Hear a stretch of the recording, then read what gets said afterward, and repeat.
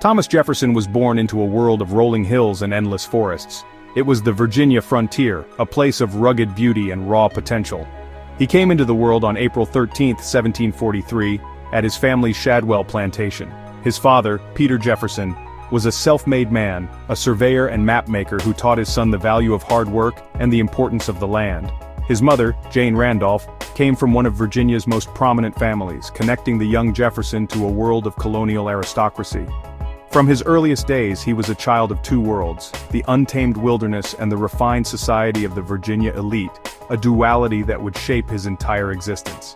Even as a boy, Jefferson was different. He was not drawn to the boisterous games of his peers. Instead, he found his greatest joy in the quiet company of books. His father, who owned a modest but impressive library for the time, encouraged this passion. Jefferson would lose himself for hours in the works of great thinkers, ancient and modern. He studied Latin and Greek, devouring tales of Roman republics and Athenian democracy. These were not just stories to him, they were lessons in freedom, virtue, and the eternal struggle against tyranny. This deep and abiding love for learning became the very foundation upon which he would build his life and his philosophy. His formal education began under the tutelage of local clergymen, who further steeped him in classical studies. At the age of 16, he rode off to Williamsburg to attend the College of William and Mary. There, in the bustling colonial capital, his world expanded dramatically. He fell under the mentorship of brilliant men like Professor William Small and the lawyer George Wythe. They introduced him to the Enlightenment, a powerful intellectual movement sweeping across Europe. He read the works of John Locke, who wrote that all men possessed natural rights to life, liberty, and property. This idea ignited a fire in Jefferson's mind, a belief that would soon set a continent ablaze. Jefferson's education was not confined to classrooms or libraries. He was a keen observer of the world around him. He learned to ride horses, to manage a plantation, and to appreciate the arts.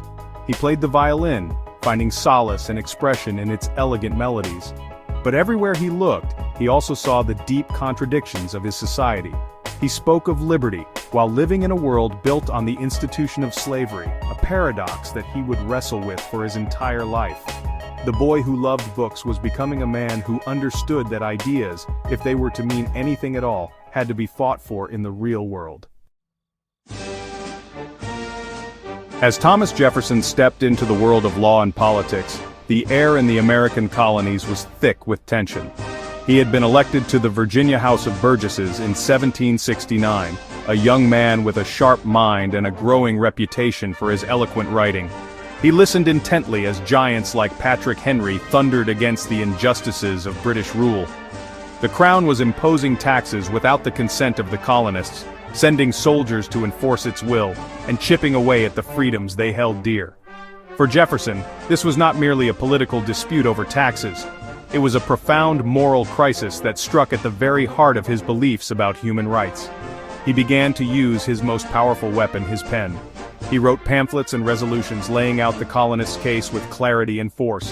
In his 1774 work, A Summary View of the Rights of British America, he argued that the British Parliament had no authority to govern the internal affairs of the colonies. He declared that the American people were a free people, descended from ancestors who had exercised their natural right to leave their native land in search of new homes. This was a radical idea, one that pushed the boundaries of protest toward the precipice of revolution. He was not just a lawyer anymore. He was becoming a voice for American liberty.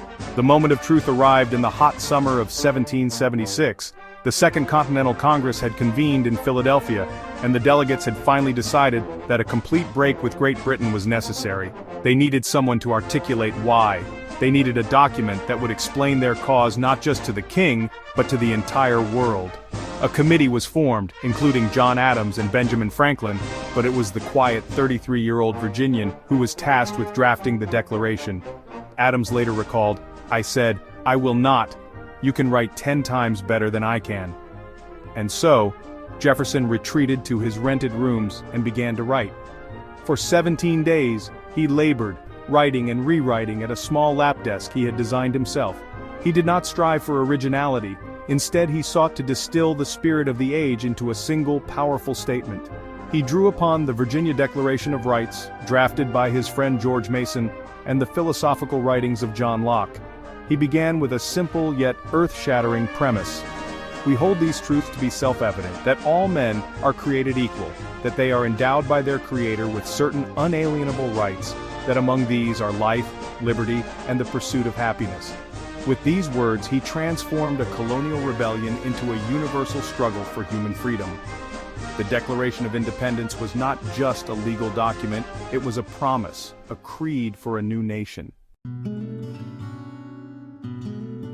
After penning the words that defined a new nation, Thomas Jefferson returned to Virginia, eager to put his ideals into practice. In 1779, he was elected governor of Virginia, taking office in the midst of the Revolutionary War. It was a time of great peril. The state was the primary target of British military operations, and Jefferson, a man of ideas rather than military command, found himself in an almost impossible position. He struggled to raise troops, to secure supplies for the Continental Army, and to defend a vast territory with severely limited resources.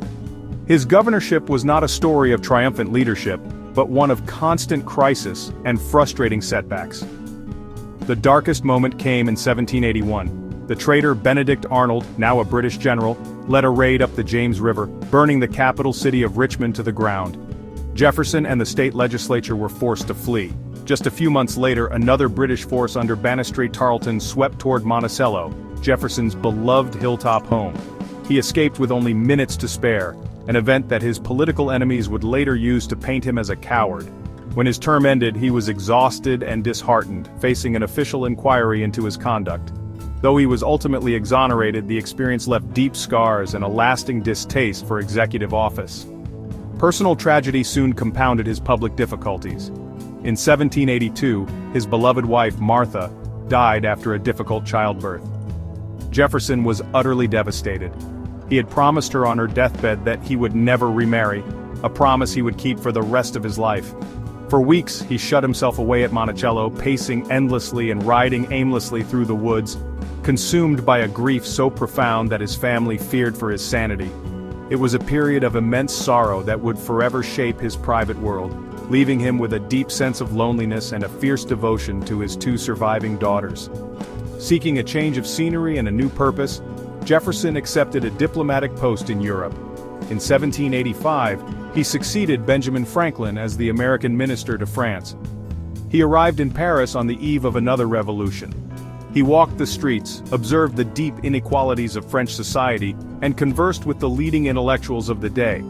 He witnessed firsthand the explosive power of ideas about liberty and rights taking root in the Old World. This experience broadened his perspective, reinforced his belief in the virtues of a republic, and gave him a deep appreciation for the stability that America, for all its flaws, had managed to achieve.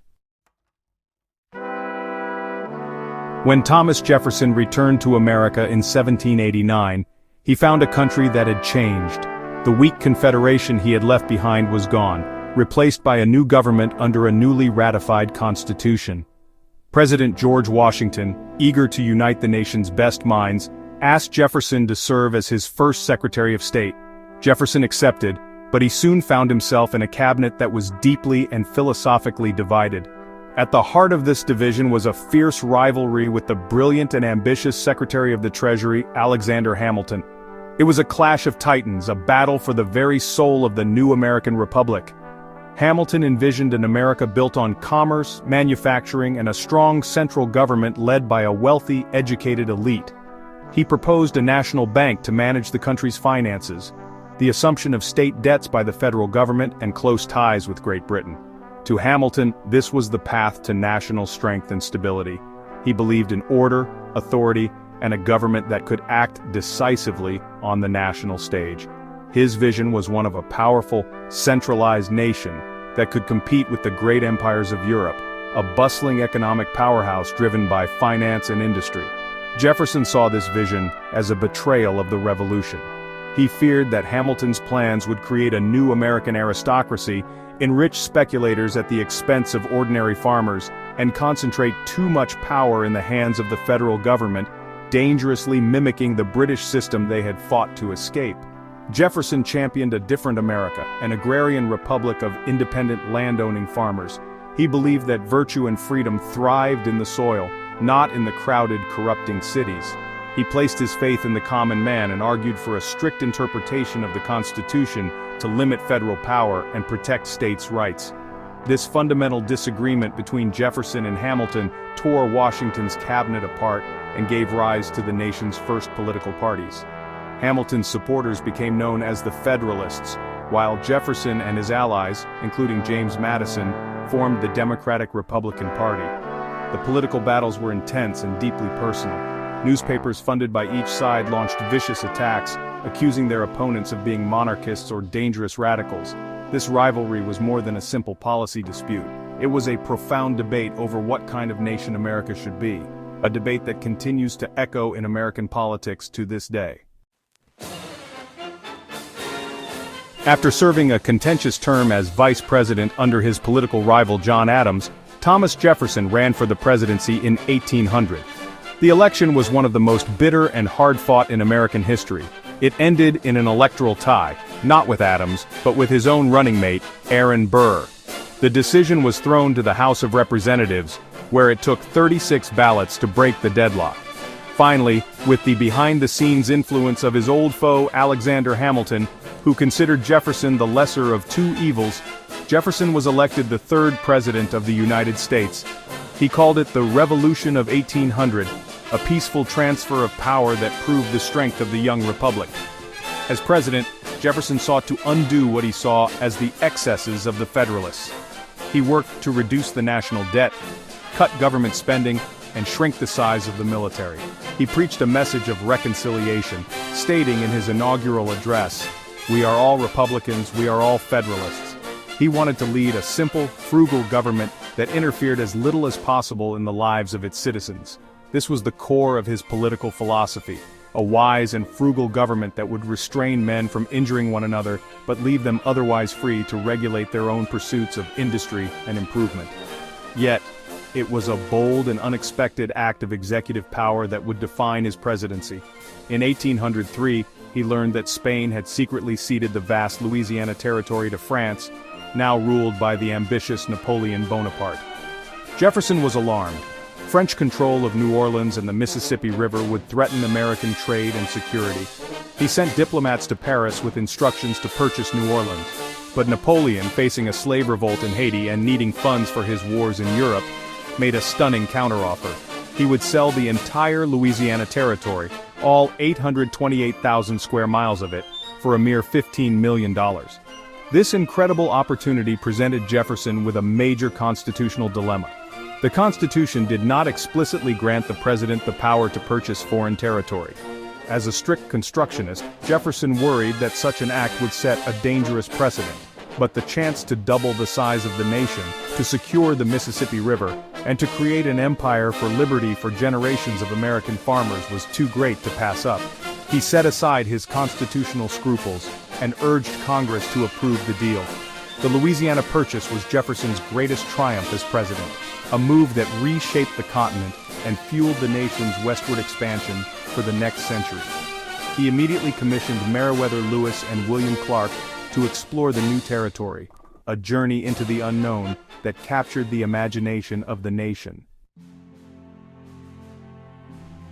Jefferson's second term as president was beset by difficulties. The Napoleonic Wars in Europe created immense challenges for the neutral United States. Both Britain and France were seizing American ships and impressing American sailors into their navies. In an attempt to avoid war, Jefferson pushed Congress to pass the Embargo Act of 1807. This law prohibited all American ships from trading with foreign ports. Jefferson believed this peaceable coercion would force Britain and France to respect American rights. Instead, the embargo devastated the American economy, especially in New England, and proved deeply unpopular. It was a stark failure that clouded the end of his presidency. He retired from public life in 1809, returning at last to his beloved Monticello. He was happy to be free from the burdens of office, eager to return to his books, his farm, and his family. He called his home his essay in architecture, a building he had been designing, building, and remodeling for over 40 years. It was a reflection of his own mind, innovative, complex, and full of classical ideals. He spent his final years corresponding with friends and old rivals, including John Adams. Their remarkable exchange of letters in their old age helped to heal the wounds of their political battles, and stands as a testament to their shared revolutionary spirit. But Jefferson had one last great public project to undertake. He had long dreamed of creating a new kind of university, one dedicated to freedom of inquiry and the pursuit of knowledge, free from religious control. He meticulously designed the campus, planned the curriculum, and selected the faculty for what would become the University of Virginia. He called it the Academical Village, a place where students and professors would live and learn together. The university, which opened in 1825, was one of his proudest achievements, the culmination of his lifelong belief in the power of education to sustain a free society. Thomas Jefferson died on July 4, 1826, exactly 50 years to the day after the adoption of the Declaration of Independence. In an incredible coincidence, his friend and rival, John Adams, died on the same day. Jefferson left behind a complex and challenging legacy. He was the author of the nation's birth certificate, a champion of liberty, a visionary president who doubled the country's size. Yet he was also a slaveholder who never resolved the profound contradiction between his words and his actions. He wanted to be remembered for three things, which he wrote for his own epitaph: author of the Declaration of American Independence, of the Statute of Virginia for Religious Freedom, and father of the University of Virginia. These were the pillars of the world he hoped he had built, a world grounded in freedom, reason, and enlightenment.